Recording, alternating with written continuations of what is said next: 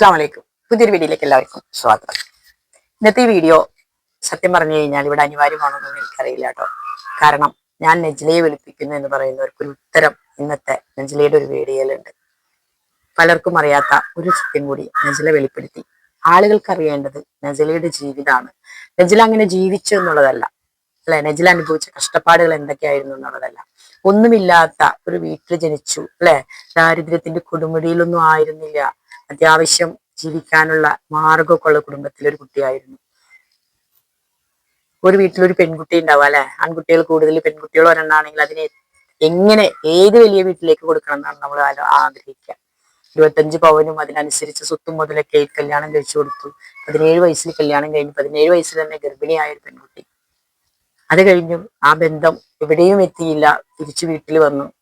ആ ഒരു ഭാഗത്തിന്റെ പ്രത്യേകതയാണോ എന്താണെന്ന് അറിയില്ല. അവൾ കുടുംബത്തുള്ളതിന്റെ പേരിൽ തന്റെ സഹോദരന് ഒരു ബന്ധം കിട്ടാതെ വരുന്ന ഒരു അവസ്ഥ വരരുത് എന്ന് പറഞ്ഞുകൊണ്ട് അടുത്ത ബന്ധത്തിനും അവൾ നിർബന്ധിതയാകാണ്. അങ്ങനെ അവൾ വീണ്ടും വിവാഹം കഴിക്കുന്നു. ആ വിവാഹത്തിൽ 28 ദിവസത്തിൽ മാത്രം ദാമ്പത്യത്തിൽ ഒരു കുഞ്ഞു കൂടി, അല്ലെ. ആദ്യത്തെ കുഞ്ഞിനൊരു ഉപ്പയ്ക്ക് വേണ്ടി പോയി നടന്നപ്പോ രണ്ടാമത്തെ കുഞ്ഞെത്തി. അവിടുന്ന് വീണ്ടും ആ ബന്ധവും ഉഴപ്പുന്നു. അവിടുന്ന് വീണ്ടും ഷംസു എന്ന ആളെ കല്യാണം കഴിക്കുന്നു. അതിനിടയിൽ ഉണ്ടാവുന്ന ചരിത്രങ്ങൾ ഇൻസ്റ്റഗ്രാം വഴിയുള്ള പ്രണയമാണ്, അതാണ് ഇതാണ്, ഇനി എന്തൊക്കെയാണ് കേൾക്കേണ്ടതെന്ന് നമുക്കറിയില്ല. ഒരു പ്രണയത്തിനും മുതിരാതെ സ്വന്തം ഉപ്പ, അല്ലെ, ഉപ്പ കൈപിടിച്ചേൽപ്പിച്ച മോളാണ് അവള്. ആ ഒരു മാതാപിതാക്കളുടെ സങ്കടം ഒന്ന് ഓർത്തൂടെ, അല്ലെ. തന്റെ മകള് രക്ഷപ്പെട്ടില്ല. അത് മാത്രല്ല 3 മക്കള്. അവസാനത്തെ കുഞ്ഞിന്റെ ഉപ്പ ജീവനോടെയും ഇല്ല. ഈ മക്കളെ ആരും നോക്കുന്നുമില്ല. ആലോചിക്കണം, അല്ലെ.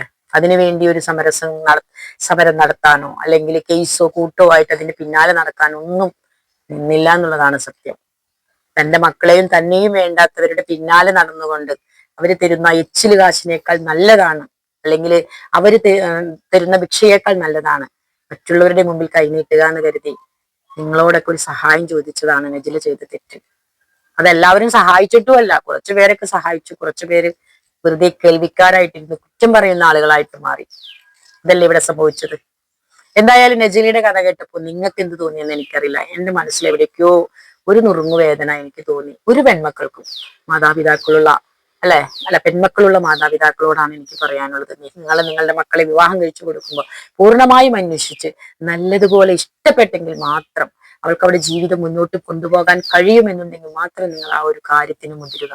അല്ലാത്ത പക്ഷം വിവാഹം എന്നത് സ്വപ്നമായി മാറിക്കോട്ടെ, അവരെങ്ങനെയെങ്കിലും ജീവിച്ചോളും, അല്ലെ.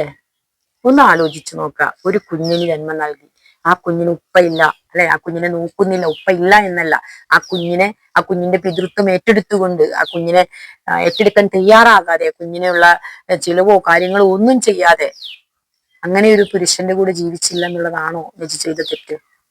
രണ്ടാമതും വിവാഹം കഴിച്ചു, അതും കുഴപ്പിപ്പോയി. എല്ലാം എനിക്കറിയാമെന്ന് പലരും വന്ന് കമന്റ് ചെയ്തു. ഈ കാര്യങ്ങളൊക്കെയാണോ ഞാൻ വന്നിരുന്ന് സോഷ്യൽ മീഡിയയിൽ പറയേണ്ടത്? എനിക്കത് പറയാൻ എന്ത് അവകാശമാണുള്ളത്? അവളുടെ സങ്കടം തീരാനായിട്ട്, അവൾക്ക് ഒരു സമാധാന വാക്ക് കിട്ടുമെങ്കിൽ ആകട്ടെ എന്ന് കരുതിയിട്ട് അവൾ എന്നോട് പറഞ്ഞ കാര്യങ്ങൾ എങ്ങനെ ഞാൻ നിങ്ങളോട് പറയണം എന്നാണ് നിങ്ങൾ ആവശ്യപ്പെടുന്നത്. നജില പറഞ്ഞപ്പോൾ നിങ്ങൾക്ക് മനസ്സിലായി കാണുമെന്ന് വിചാരിക്കുന്നു, അല്ലെ. നിങ്ങൾക്ക് മനസ്സിലായിട്ടുണ്ടാവും. മനസ്സിലാക്കണം. ഇനിയെങ്കിലും അവളെ വെറുതെ കയമില്ല, അതായത് കയമില്ലാത്ത കയത്തിലിട്ടിട്ട് മുക്കിത്താഴ്ത്താൻ നിങ്ങൾ ശ്രമിക്കുമ്പോൾ നിങ്ങൾ ആലോചിക്കുക, നിങ്ങളൊരു സ്ത്രീയാണ്. അതല്ലെങ്കിൽ നിങ്ങൾക്കും മക്കളുണ്ട്, അല്ലെങ്കിൽ നിങ്ങൾക്കും പേരക്കുട്ടികൾ ഉണ്ടാകാം, അതല്ലെങ്കിൽ നിങ്ങൾക്കും മറ്റു എന്താ പറയാ ജനാവലികൾ ഉണ്ടാകാം. അതിലൊരാളായിരുന്നു നെജിയെങ്കിൽ നിങ്ങൾ എന്ത് ചെയ്യുമായിരുന്നു? അത്ര ചിന്തിച്ചാൽ മതി. എങ്ങനെയെങ്കിലും ആ കുട്ടി ജീവിച്ചു പോയിക്കോട്ടെ, നമ്മളെ ആരും ബുദ്ധിമുട്ടിക്കുന്നില്ലല്ലോ എന്ന് മാത്രം നമ്മൾ ചിന്തിക്കുക. അതെന്തായാലും നെജിയുടെ ഒരു വീഡിയോ കണ്ടപ്പോ എനിക്ക് സങ്കടമായി. ഒരു പെണ്ണിന്റെ അവസ്ഥ, അല്ലെ. 3 മക്കൾക്ക് ജന്മം നൽകി, ആ 3 മക്കളും 3 ആളുടേതാണ് എന്ന് പറയുമ്പോൾ ഉണ്ടാവുന്ന ഒരു സങ്കടം ആർക്കും അങ്ങനെയൊന്നും വരാതിരിക്കട്ടെ. ആർക്കും, ഒരാൾക്കും അങ്ങനെ സംഭവിക്കാതിരിക്കട്ടെ. ഇത് പ്രണയമോ എന്താ പറയാ പ്രണയാധിക്യത്താൽ ഓരോരുത്തരുടെ കൂടെ ഓടിപ്പോയിട്ടുണ്ടായത് ഒന്നുമല്ല. തന്റെ പ്രായം, പക്വതയില്ലായ്മ കൊണ്ട് ഓരോ ബന്ധങ്ങൾ തനിക്ക് കിട്ടി, അത് വേണ്ട, അത് നമ്മുടെ മാതാപിതാക്കൾ പറയുമ്പോൾ എനിക്ക് വേണ്ട എന്ന് പറയാനുള്ളൊരു മനസ്സില്ലാത്തത് കൊണ്ട്, അല്ലെങ്കിൽ അത് ചെറുത്ത് നിൽക്കാൻ പറ്റാത്തത് കൊണ്ട് ആ കുട്ടി അനുഭവിക്കേണ്ടി വരുന്ന സങ്കടങ്ങൾ അതൊന്ന് ആലോചിച്ച് നോക്കണം, അല്ലെ. അവളെ ആ ഒരു അവസ്ഥയിലേക്ക് കൊണ്ടെത്തിച്ച ആ ഉപ്പമാരുടെ, അല്ലെങ്കിൽ ആ ഉപ്പയുടെയും ഉമ്മയുടെയും ആ കുടുംബത്തിന്റെയും സങ്കടം, അവിടേക്കാണ് നിങ്ങളൊക്കെ വിരൽ ചൂണ്ടിയത്. എന്നിട്ട് നിങ്ങൾക്ക് എന്ത് സന്തോഷം അപ്പൊ കിട്ടിയത്? എന്ത് സന്തോഷം ഉണ്ടായത്? ആർക്കും ഒരു സന്തോഷമില്ല. ഇനിയും നെജിലയ ക്രൂശിക്കപ്പെടും. നെജിലയെ ക്രൂശിക്കാനാണ് ഇനിയും ആളുകൾ ഉണ്ടാകുക. എന്തായാലും എനിക്കതിന് കഴിയില്ല, എനിക്കതിന് പറ്റൂല. എനിക്കും ഒരു മോളുണ്ട്, എനിക്കൊരു മരുമോളുണ്ട്. ഇനി എന്റെ കുടുംബത്തിൽ ഇനിയും പെൺകുട്ടികൾ ഉണ്ടാകാം. ആർക്കും പടച്ചോനെ ഇങ്ങനെ ഒരു വിധി കൊടുക്കല്ലേ എന്ന് ആത്മാർത്ഥമായിട്ട് ആഗ്രഹിക്കുന്നു, പ്രാർത്ഥിക്കുന്നു. എന്തായാലും തൽക്കാലം ഞാൻ ഈ വീഡിയോ വൈൻഡപ്പ് ചെയ്യാണ്. നെജിലി ഒരു വീഡിയോ കണ്ടപ്പോൾ ഇങ്ങനെ ഒരു വീഡിയോ ചെയ്യണമെന്ന് എനിക്ക് തോന്നിയത് കൊണ്ടാണ് ഞാൻ ഈ വീഡിയോ ചെയ്തത്. അപ്പൊ നിങ്ങൾ പറയുന്ന കാര്യങ്ങൾ ഞാൻ നെജിലയെ വെളുപ്പിക്കുന്നു എന്നതിനുള്ള ഒരു ഉത്തരമാണിതെന്ന് എനിക്ക് തോന്നുന്നു. തൽക്കാലം അസ്സലാമു അലൈക്കും.